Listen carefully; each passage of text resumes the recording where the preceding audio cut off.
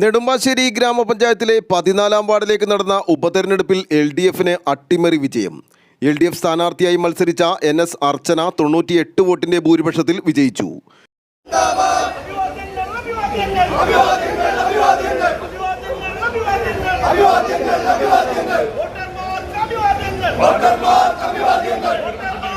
UDF സ്ഥാനാർത്ഥിയായി മത്സരിച്ച Swathi ശിവനെയും NDA സ്ഥാനാർത്ഥിയായ Neethu ജയേഷിനെയുമാണ് അർച്ചന തോൽപ്പിച്ചത്. അർച്ചനയുടെ വിജയത്തോടെ UDFന് പഞ്ചായത്ത് ഭരണം നഷ്ടമാകും. കഴിഞ്ഞ തവണ വാർഡിൽ നിന്നും കോൺഗ്രസിലെ സന്ധ്യ നാരായണപിള്ളയാണ് 87 വോട്ടിന്റെ ഭൂരിപക്ഷത്തിന് തെരഞ്ഞെടുക്കപ്പെട്ടത്.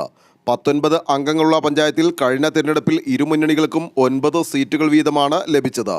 മുന്നണി ഭരണം പ്രതിസന്ധിയിലായതോടെ സ്വതന്ത്രനായി വിജയിച്ച കോൺഗ്രസ് വിമതന് പ്രസിഡന്റ് സ്ഥാനം നൽകിയാണ് UDF അധികാരത്തിലെത്തിയത്. സന്ധ്യ നാരായണപിള്ളയായിരുന്നു വൈസ് പ്രസിഡന്റ്.